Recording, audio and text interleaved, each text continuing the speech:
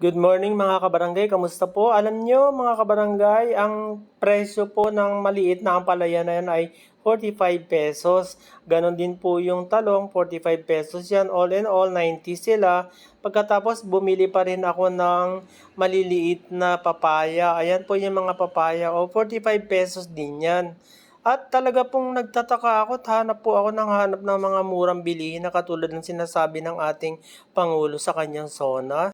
First week ng August, ayan yung dog rice. Pagkain lang ng aso yan, hindi po talaga kayang kainin ng tao yan. Ang presyo niyan ay 36 pesos. Pero ngayon po, August 12, wala na pong tag price yung bigas na yan, yung dog rice. Inalis na nila at kapag nagtanong ka, pabulong nila sasabihin 40 pesos na daw po yan.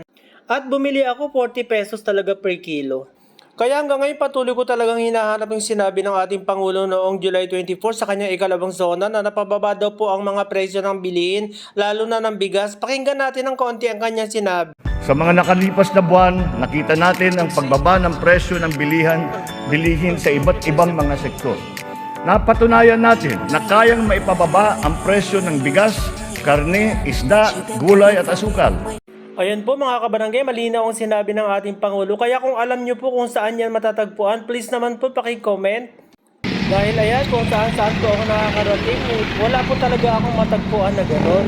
Sana may mag-comment at ituro po sa akin kung saan mabibili po yung mga sinabi ng ating Pangulo sa kanyang ikalawang zona noong July 24. Maraming salamat po. God bless all of us.